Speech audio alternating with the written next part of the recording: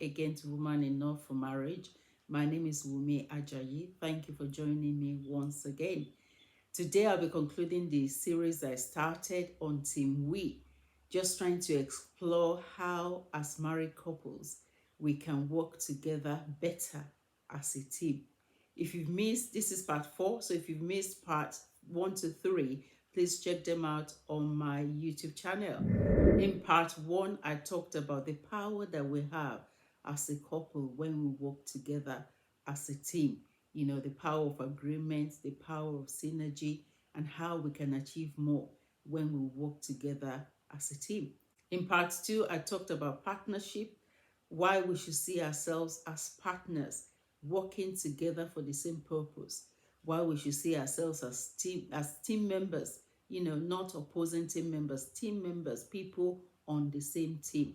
And in part 3, I talked about the importance of complementing one another rather than competing, why we should not allow competition in our relationship. So this is part 4, and I will be talking about Team Huddle. I actually feel that, you know, this series will not be complete if I don't mention this. And a team huddle is an activity that just gathers the team members together during the course of, you know, their working relationship, maybe the working day, once in a week, once in a month, depending on the team. And they're very, very common activities in industries, in companies, and even now within the healthcare setting. A team huddle is a pause in action for all team members. You know, we're busy with activities. If it's a company, everybody is doing their bit, they're busy. But when they have a huddle, everybody stop. You know, all activities stop, and then they come together. It can be brief, it can be long, it can be daily, it can be weekly, depending on the company. But the most important thing about team huddle is it's a regular activity. And that's the most important key. We also see huddles in games like football. It's an opportunity that, you know, team players use. They come together to strategize either before they play or during the play. And it's a form of insulation when the level of noise in the venue is such that communication is difficult. So they come together, they huddle together to talk, to strategize, to motivate, to inspire each other, and, you know, before the game carries on. So again, it's a pause in the play for team players. As married couples, it's important that we build frequent and regular pauses like this, you know, to have our team huddles. It's an opportunity for us to look into issues that pertains to us, you know, issues to do with our marriage, our relationship, our friendship, our finances, our children, our career, our vision, our goals, our ambitions, our future, extended family, and many other issues that pertains to us. It's important that we're able to create points in which we stop and look into these issues. Some of the objectives of Team Huddle will include to discuss ideas and share information. So when team members come together, they share ideas, they share information. And as married couples, when we do this, it's also an opportunity for us to share our ideas. You know, oh, I've been thinking about this, I've been thinking about that, to share information with one another, to strategize, like I said, to plan and create actionable plans. Okay, this is what we want to achieve now. We want to buy a house in the next 2 years. How can we achieve this? How are we going to plan? How are we going to save? How are we going to work together to make sure that we reach our goals? It's also an opportunity to give and receive feedback, because sometimes we just carry on in life. We don't stop to actually say, how am I coming across? What do you think I'm doing right? What do you think I'm doing wrong? How can I improve on myself? And our spouses are actually the best people to tell us how we are and to point out areas in which we need to improve, because they relate with us so closely. It's also an opportunity to align our goals, our tasks, and our intentions. Sometimes when we continue to live life and we don't stop, we might find ourselves in a situation where we are pursuing different goals. And as married couples, when we take a pause like this, when we stop to talk and give ourselves opportunity to discuss, then we're able to align and realign our goals, our tasks, and our intentions. We can assess progress and share achievements when we perform team huddles. That's one of the objectives of team huddles. And as married couples, when we do this as well, we can assess our progress. Right, where are we and where are we going? Where do we want to get to? When we're able to stop and do this, then it actually helps us to know where we are. It's also an opportunity to strengthen and build good working relationships. And as married couples, when we have huddles like this, when we have opportunities to talk, opportunities to discuss, it strengthens our relationships, and then it helps us as well to develop a good working relationship, because discovering and knowing each other is a long-term thing. We get to know each other more and more as we go on. But if we are not intentional in giving ourselves the opportunities to get to know and discover one another more, then we might be missing out. It provides opportunities for reflection. Like I said earlier on, sometimes it's good to stop and say, okay, where are we coming from? What progress have we made? How can we do things better? Team huddles are also opportunity to motivate team members. When we meet, when we discuss our progress, when we discover our achievements, it motivates us to know that we might not be where we want to be, but we are not where we were. So we are actually making progress. And when we're motivated, it helps us to even do more. Team audits also provide opportunity to offer words of encouragement and support. We all need encouragement, we all need support. And sometimes when we don't stop, when we just carry on, we miss out on the opportunity to support and encourage one another. Team huddles doesn't have to be an elaborate thing, but it's important that we plan it, because when we plan it, it's easier to protect the time. A lot of times we leave things to chance. I actually once heard a couple say that what they do is they check in with one another at the end of each day before they go to bed. So before they go to bed, they have a protected time. Maybe when the kids are in bed and they're about to go to bed, they just check in with one another. How are things? Is there anything on your mind? And that's something that we can do. Sometimes when we've done it, it's not necessarily because there's anything you want to say. It might just be like a 5 minute quick chat or quick catch up before we go to bed. Preferably, it's best not to do it immediately after a fight when emotions are still running high. We can do it once the conflict is completely resolved, because sometimes the reason we have conflict is because we have not stopped. We have not stopped to look at things. We are firefighting. So when the conflict is resolved, it might be an opportunity to say, right, okay, let's talk about what's happened. Let's talk about the issues that have the potential of bringing conflict that we have not been talking about. A team huddle should not be purposely for conflict resolution. We can plan date nights, quarterly reviews. We can make sure that our wedding anniversary or important date in our lives, our birthdays, proposal dates that we are important and that we don't forget. We can make up our minds as couples that, right, we must go do this when this is happening. For us, for example, what we tend to do is, for our wedding anniversary, it's not negotiable. We go away. It's our time to come together. It's our time to have our extended team huddle, if you like. And when the kids were younger, we have friends that we can keep our kids with for the weekend, and then we'll just go away. An evening together, you can find a childminder, or like I said earlier on, you can find like-minded couples that you can keep your children with, so that when they want to go away as well or do their own, evening together, they can keep their kids with you. Because sometimes the excuses that we give for not looking after our marriage is to children. But the one of the best things that we can do for our children is to actually keep our relationship healthy as their parents. Another good timing for a team huddle is when we see signs, warning signs that our marriage is running low in fuel. It's time to stop at the nearest service station, because like I said, marriage is a long haul. It's a very, very long journey. It's a till death do us apart journey. And the reason why there are service stations along the way is because, tiredness kills. And sometimes we run low on fuel. We need to refill our car. And so it's the same with marriage. When we see warning signs, when the full tank is telling us that we're low and full. Let's stop at the nearest service station to refuel. And that's important, one of the importance of having a team huddle. Some of the signs could be that you and your spouse, maybe you've just become unusually quiet or withdrawn, easily irritable. You're not talking as you used to, not having sex as you used to without reasonable explanation, not having any longing or desire for with each other or to be with each other, or you're even preferring other people's company, or you're using the children, as company and avoiding your spouse. You're not spending time together like you used to.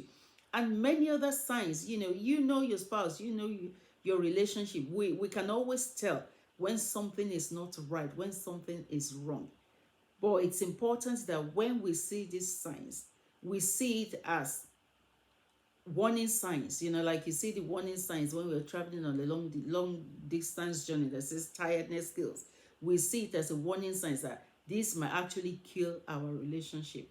This might hamper our relationship if we don't do anything about it. So it's a time to do a team huddle. It's a time to hit the pause button and stop and talk and have a chat and come together as a team. We will most likely see that one party will be the person that is driving it. When we got married newly, it was my husband that would say, right, okay, let's have a meeting, let's sit down and talk. And I used to find it really awkward initially, but then I got used to it after a while. And by the time our kids were a bit older as well, we got the kids involved so that we sit down every now and again. Of course, we still do our own team huddle as a couple, but as a family, we sit down together. We have a family meeting where everybody can talk. Everyone can talk about what they want to do, what my brother is doing that I don't like, what daddy is doing that I don't like, and how I want to be encouraged, how I want to be supported, and just talk about different things, house chores, who is pulling their weight, who is not pulling their weight. And we just talk as a family. And, the kids are used to it now. So it's something that we can also include our children in. Like I said, it may be a bit awkward to start with, but the more we do it, the more it gets better. And we should also be prepared to agree to disagree sometimes. And it's okay, because it's all part of love. We will not always agree on everything, but we have to remember that we are on the same team. We are not playing against each other. It should not become you against me or we against you, because we are on the same team. There are so many benefits to having team huddles. I think I've talked about some of them as I was going along. As married couples, when we're able to practice it, it gives us the opportunity to be thankful. Thankful to God and thankful to each other. Because sometimes we get to the point where we take each other for granted. We don't appreciate each other because we have become so used, so used to the things they do. Yeah, so what? No big deal. But we need to be able to stop, to appreciate each other, to appreciate God. It's an opportunity for reflection. So when we reflect, it helps us to see where we are coming from and appreciate the progress we have made, rather than worrying and panicking about where we want to be. We are very forgetful as humans. We easily forget God's goodness. We forget our spouse's good deeds to us in the past. We forget how they were in the past. And we just concentrate on the negatives. So when we have a team huddle, it's an opportunity to be thankful. We are bound to take a lot for granted, and we are bound to take each other for granted when we fail to take a pause every now and again. A team huddle is also an opportunity to recall. Lamentation 3:21 says, "Yet this I call to mind, and therefore I have hope." We can recall God's promises, recall where we started from. Reminiscing on the past is good. Just recently was our 23rd wedding anniversary, and we went away and we just found ourselves talking. And some of the things that we were reminiscing about and brought hope to us. It also helps us to refocus and to realign our visions and priorities. When we're able to stop, when we're able to put away all the distractions, it helps us to refocus. I talked about, the team huddle for footballers. That's what they do. It's about, putting away all the distractions, all the noise of the stadium, to refocus, to say, right, this game, we must win it. How can we strategize? How can we realign our visions? What does each team player needs to do to make sure that they win? And so as married couples, it helps us to refocus, to realign our visions and priorities, to actually say, right, what's important to us at this stage of our lives. Do we have to concentrate on the children? Is it that, how much does the children need us? How much time are we giving to the children? What changes do we need to make to our lives? It can also be an opportunity for change of direction. So maybe while we're realigning our visions and priorities, we realize that actually we've been running in the wrong direction. We are putting attention on the wrong thing, and then it helps us to change direction, to change strategy, and then to make changes where necessary. It just means that we're not running continuously in the wrong direction, because sometimes when we run for so long and then we stop, we take too long to stop. It might be more difficult to retrace our steps because we've run far too ahead in the wrong direction. Team Huddles has the potential to increase team efficiency and coordination.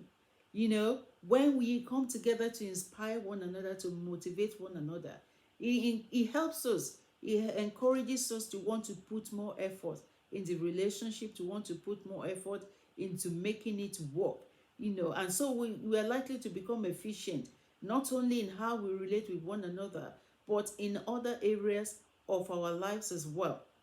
Team Huddles helps in building and strengthening trust and strengthening the relationship in general. Like I said in the objectives, it helps in building and strengthening our relationship, because when we talk, when we're able to have a heart-to-heart talk as couples, it helps us to trust one another more.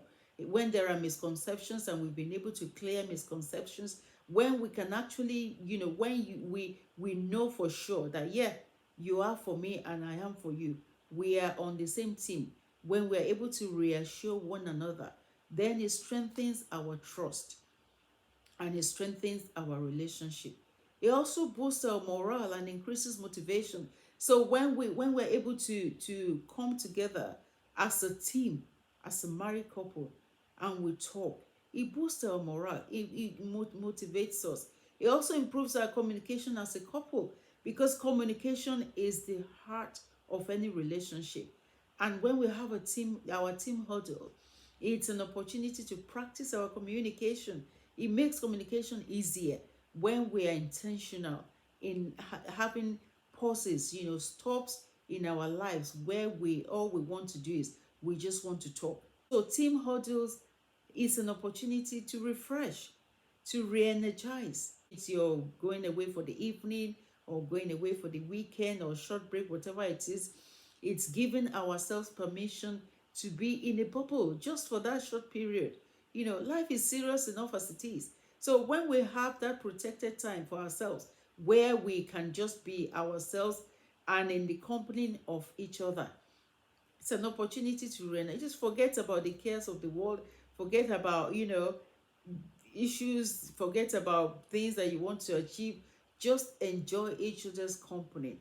It refreshes us, it re-energizes us. Marriage is a journey. Like I said, it's a till death do us apart journey. So we need to be intentional in stopping at different service stations along the line, along the line of our lives, along the line of our activities, along the line of living, rather than just carrying on with life.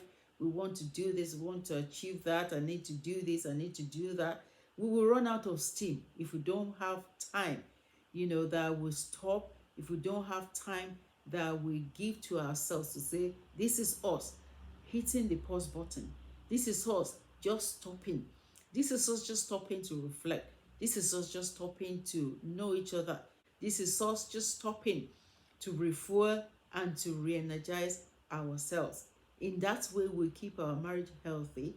In that way, we keep our marriage flourishing. In that way, we will not run our marriage to the ground. Thank you so much. I'll be stopping here. I hope you've been blessed.